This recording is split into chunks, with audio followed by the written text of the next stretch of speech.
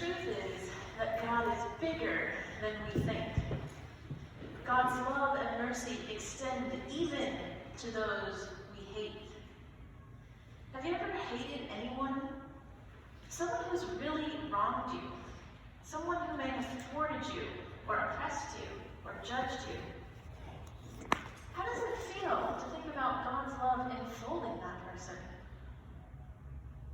It's maybe uncomfortable, and you may not like this truth. But what does Jesus do? He goes right into the heart of the tension and strife, and he calls us to follow. This was Jesus' first public sermon. What do you think if he were here at St. Andrew's Encinitas? What do you think he would preach today? He'd probably say many of the same things.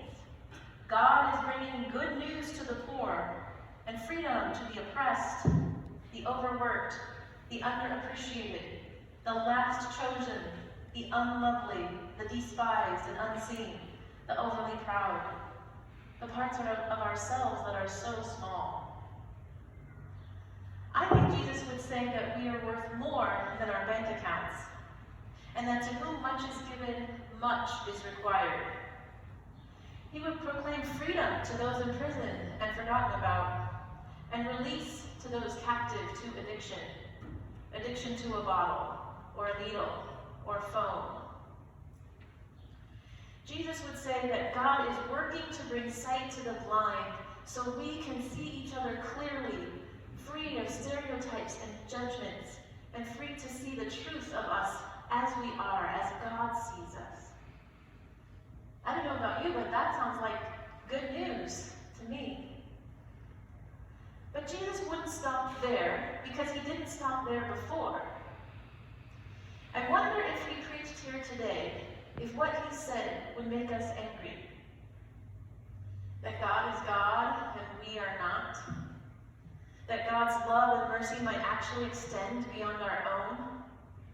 That God can and does act in ways that we might not approve of. And that God might just care about the people we hate as much as God cares about us. Some context for our crazy gospel reading this morning. Did anybody else think it was weird and confusing? I did. So he talks about Elijah and Elisha, who were great prophets of Israel. And Elijah went to the poor widow in Zarephath, right past the boundaries of Israel into enemy territory, and found that starving widow, and taking what she offered, made sure they all had enough to eat throughout the famine and the drought. And Naaman, a leader in the Syrian army, those enemies of Israel, he had leprosy, but Elisha healed him. Now, understand, there were hungry and hurting people in Israel in those days, and Elisha and Elijah didn't help them. They went to others, to people the Israelites hated.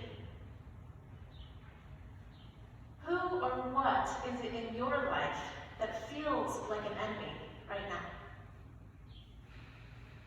Maybe it's a person, maybe a group of people, but who are people that you have trouble really seeing their worthiness? Maybe hard to even see them as human.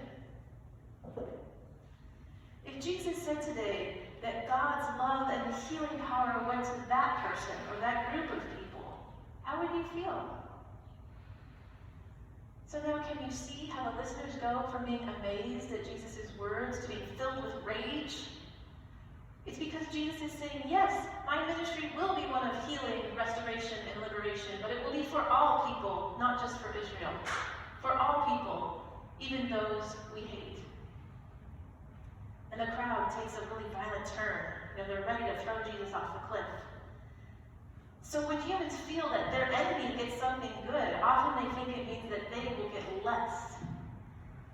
For the Jews in that temple that day in Nazareth, it's a zero-sum game. If other people receive healing, then there's not enough for me and my loved ones. If the Republicans win, then it must be a painful loss for the Democrats.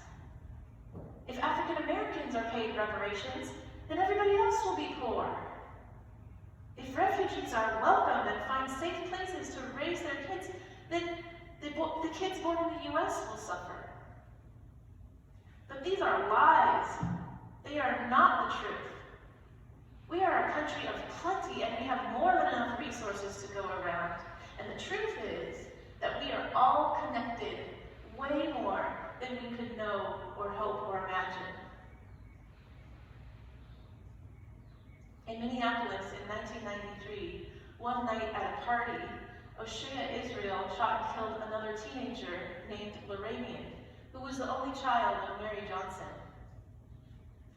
This week I listened to a StoryCorps interview between these two, O'Shea and Mary, and they talked about how even though it was hard to come together and tell their story, it was so important that they do so.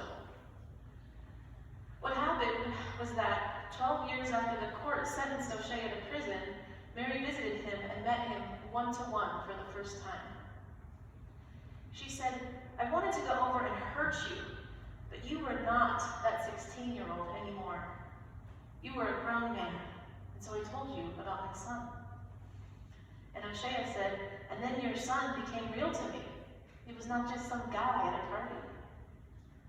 As their meeting came to an end, Mary stood up to leave, and she said, "I instantly knew that all my anger and hatred and animosity that I had in my heart towards you for over 12 years was gone, and I had totally forgiven you." So they just stood there in that prison visiting room, just hugging and crying. And Mary has since founded a nonprofit called From Death to Life. It supports parents who have lost children to homicide. And today, Mary and O'Shea live right next door to each other, and Mary refers to O'Shea as her own son. He said, "Knowing you has made me more humble, made me approach things differently, and not always expect the worst from a situation. I am more positive now because I have someone who believes in me and who supports me." And they really love each other as mother and son. It's a miracle. It's the hand of God, the healing, restoring, liberating hand of God coming to O'Shea, the very person Mary considered her enemy. But you know what? In the process of getting to know O'Shea and forgiving him and letting go of that 12 years of hatred and anger, Mary receives the liberation and the healing and the restoration and the wholeness too. The kingdom of God is bigger than we think. The divine favor is not just for us. It's for our enemies too. This might cause strife or anger. And yet, in the midst of that strife and anger, Jesus is there.